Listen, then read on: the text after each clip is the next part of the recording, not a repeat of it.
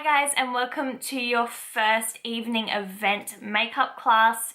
Today I'm showing you two different techniques. We've got the classic eye on this side and we've got the smoky eye on this side. So they are two completely different looks but with the same base. So you can choose which look is going to suit your client's eye shape the best. This classic eye suits literally everybody. You could put it on pretty much every eye shape and it will complement that eye shape. The smoky eye, however, is a little bit harder to wear. It can overtake the face slightly because it can be quite dark and intense. However, if someone's got almond eyes, round eyes, or anything where you want to add a bit more drama around the eyes, this is a great look for the people who want to be a little bit bolder with their makeup. So let's get started. The first eye look I'm going to be showing you is the classic eye, which is a really flattering technique, especially for your mature clients or people who don't like to wear a very crisp eyeliner. This is a great way of creating a more smoked out effect that can be really flattering to a person's eye shape. So the first thing I'm going to use is an eye pencil. This is just a black waterproof eye pencil, and after sanitizing and sharpening that pencil, I'm then going to warm it up on the back of my hand. The reason I do this is so that the product goes on really smoothly on the eye and it doesn't grab or pull at all, and it will glide along the eye. And what I want to do is focus on the outer corner of the eye and wiggle the pencil back and forth in between those lashes. And it does not have to be neat or anything like that. I just want to make a nice darkness around the outer corner of the lashes. Then taking a cotton bud or a small brush, you're just going to start to buff and blend that line out. So you want to work quite quickly with this in order to make sure that that line doesn't set in place. But essentially what you're going to do is just run your cotton bud all the way across the lash line. Then on the outer corner of the eye, you want to almost wing it out slightly. Making sure that you're lifting up the eye and not dragging it down. Then you want to repeat that on the lower half of the outer corner of the eye. I'm just going underneath the eyelashes, not inside the waterline.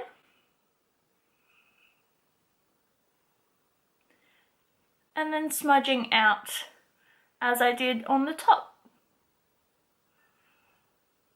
So immediately you'll create a nice depth and darkness right around the lashes, especially on the outer corner of the eye, and then that pencil should just be faded into the inner corner and kind of disappear to nothing. Now if you've lost some of that intensity of color, you can always go back in and add a little bit more of that pencil. But again, I'm sticking to the outer half of my eye. My eye already has a base of concealer on it, but next I'm going to take a bone-toned or skin-toned eyeshadow, or you could even use a face powder, and just make sure that I've set that entire eye area and make sure that concealer is no longer wet at all.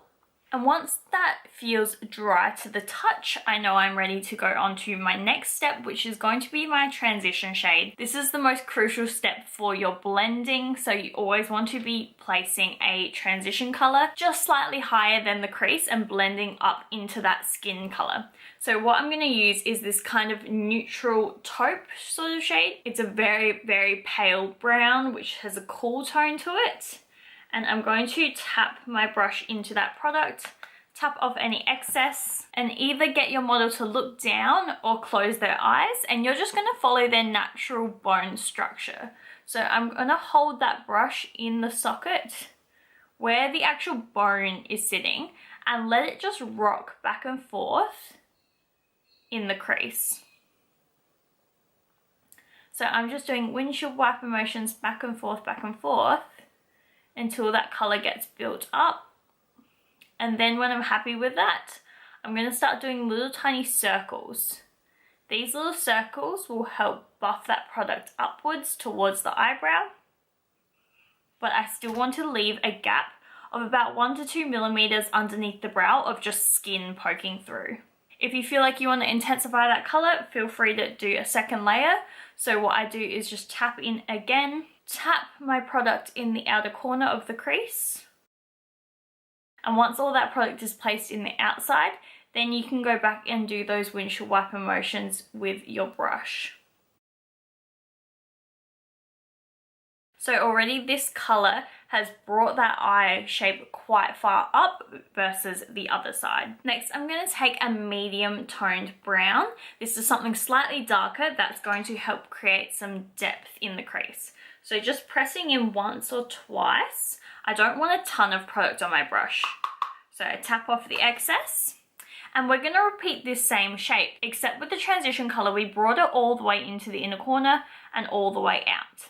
With this medium color, we're only going to place it about halfway across the eye. So again, tapping your product in the outer corner of the crease first to build up the intensity in the outer corner. And once you've placed that product on the outside half of the eye, you can go back in with tiny little circles or windshield wiper motions, except this time you're only going to let your brush go about halfway.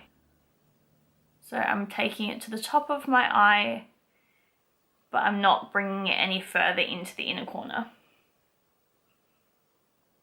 And then doing little tiny circles to blend up that product.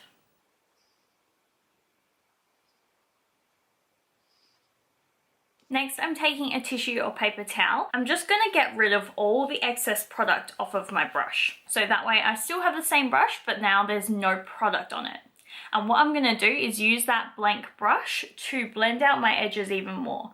So I'm going to go along that top edge and just buff out all of those colors and make sure that the blend between my skin and those darker colors is completely seamless and there's no harsh edges anywhere. Anytime you feel like there's a buildup of product, just wipe it on your piece of tissue and then keep going. So now you should be able to have this really, really nicely blended out edge. There should not be like a harsh line of where that starts or stops. If you ever go too high up next to the brow, that's okay. You can always go back in with your original skin color shadow and just place that underneath the brow bone again, just to bring back down those colors. Now we're going to create a little bit more depth and darkness around the outer corner of the eye. So I'm going to go in with a little bit of black on a slightly smaller pencil brush, and we want to be very careful, especially with black eyeshadows, to tap away all of your excess because you don't want that black falling all over someone's face. It's okay because you are going to do their concealer and foundation after anyway, but it's still better not to get too much on the face. So I'm going to basically start pressing this along the lash line where we originally applied that pencil. And I'm tapping, I'm not swiping. Now when you get to the outer corner of the eye, you almost want to draw up into that crease as well. And you're basically forming a little sideways V or C shape in the outer corner. So you should go from the lash line up into the crease, almost creating a little sideways V.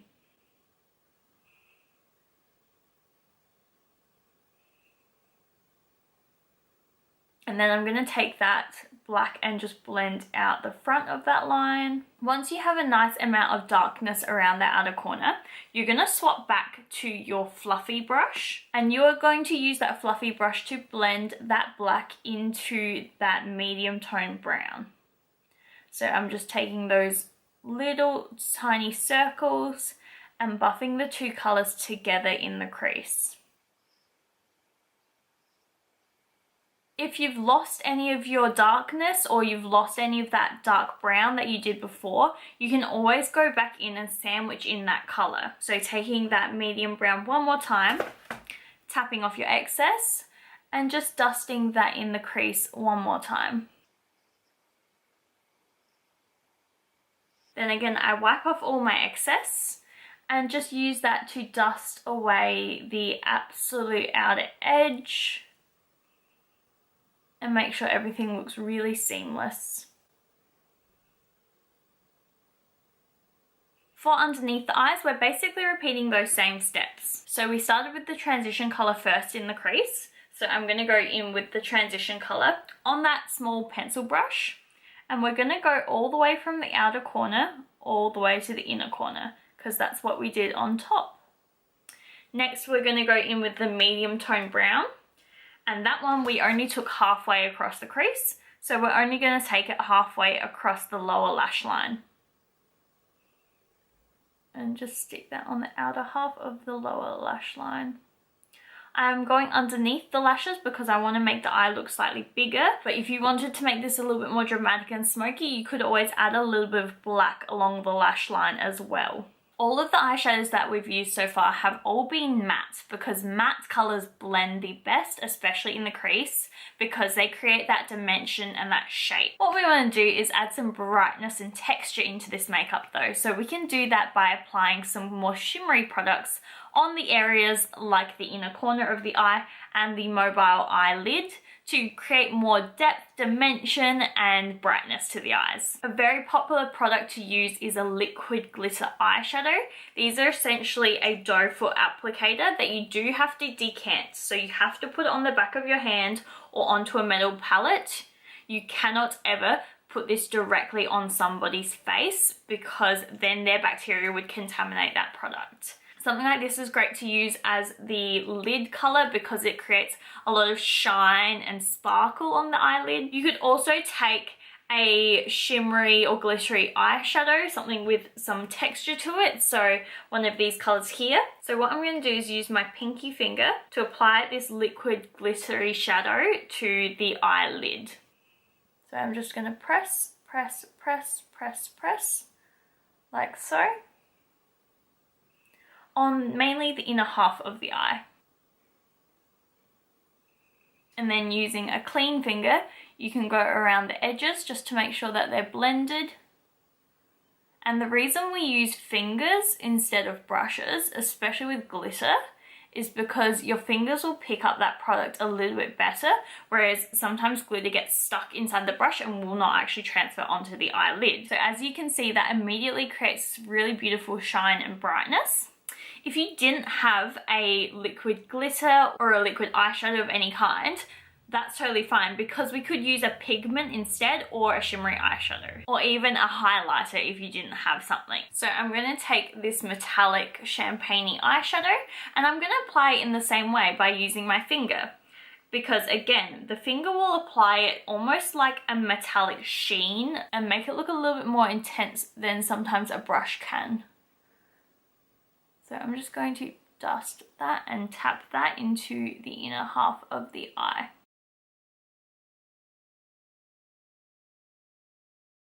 And then when you want to blend that out, I'm just going to go back in with my smaller brush from before and just run along all of the edges and make sure that all of that shadow gets blended really nicely into the others. So now I'm happy with the intensity of those eyeshadows.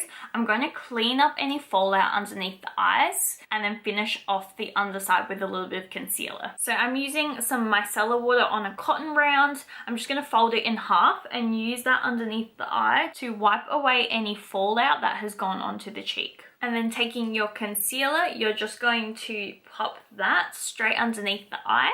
Applying it whatever way you like. I like to use big fluffy brushes or beauty blenders like this to pounce the product underneath the eye. And then as I get close to the eyeshadow, I just take another brush and dust the concealer around the edges. So that way you don't ruin the eyeshadow that you did underneath the eye. Alternatively, you could do the concealer first and then go over the top with the lower lash eyeshadows. Because at the end of the day, there is no right or wrong, it's just whatever works for you personally. Next, you're going to just finalize this look with a coat of mascara, using a disposable on your clients, and then a set of false lashes. So I applied a coat of mascara and some lashes with a bit more of a wing on the outside corner of the eye to further enhance that kind of winged out shape without actually drawing on a winged liner. So that's why it's really good for someone who may have slightly more hooded eyes, because even if their hooded eye came lower down here, the lash would still lift up that side of the eye and make them look a lot bigger. When I would be doing the rest of the face makeup, I would take the highlight that I used for the top of the cheekbone, and I may also pop that in the inner corner of the eye just to brighten that area up even more and really open up the eyes, so that way this smokiness doesn't make them look tired. So just having that brightness in the inner corner really helps open up the eye even more, even when you're using really dark colors. So I'm just going to finish my eyebrow off camera and then I'll show you guys the final result. So you can see by filling in the eyebrow, it really does actually finish off that entire eye look, and you can see the difference between a normal eye versus the eye with the eyeshadows on it, because those darker colors are brought up so high and the lashes wing out on the outer corner. It'll automatically make this eye look so much bigger than the natural eye. So even though a makeup look is dark and it can be a little bit smoky, doesn't mean that the eyes have to look small. For your next tutorial, we're going to show you how to do a smoky eye on this eye, and then I'll show you guys the final result when the rest of the base is done as well. As always, we can't wait to see your practices and see how you guys go with these different techniques. Let me know which one's your favorite, and we'll see you at your next tutorial. Bye!